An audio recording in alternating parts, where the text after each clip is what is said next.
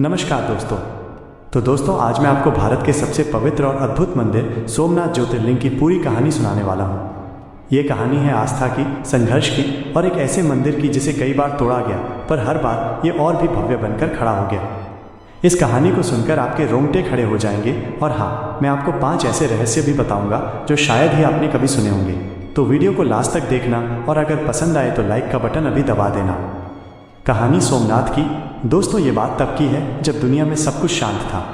हमारे चांद मामा चंद्रमा को उनकी 27 पत्नियों में से एक रोहिणी सबसे ज़्यादा पसंद थी। उनकी बाकी पत्नियां नाराज़ हो गईं और उन्होंने अपने पिता दक्ष प्रजापति से शिकायत कर दी। दक्ष प्रजापति को गुस्सा आया और उन्होंने चांद को श्राप दिया कि उनका तेज यानी उनकी चमक धीरे धीरे खत्म हो जाएगी। चांद मामा बहुत दुखी हुए और उनकी चमक कम होने लगी। तब सारे देवता उनसे बोले, प्रभास क्षेत्र में जाओ और भगवान शिव की तपस्या करो।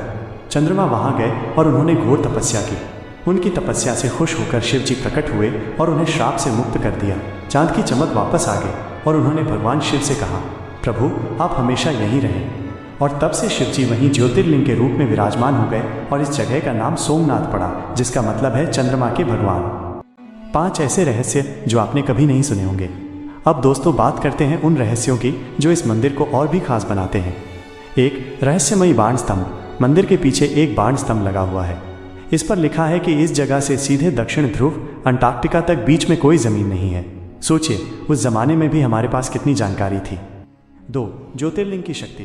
कहते हैं कि इस ज्योतिर्लिंग के दर्शन करने से इंसान के सारे पाप धुल जाते हैं। जो लोग बीमार होते हैं उनकी बीमारियां भी दूर हो जाती हैं। यहाँ आकर मन को बहुत शांति मिलती है। 3 हवा में तैरने वाला शिवलिंग। पुराने समय में कहा जाता था कि सोमनाथ का शिवलिंग हवा में लटका हुआ था।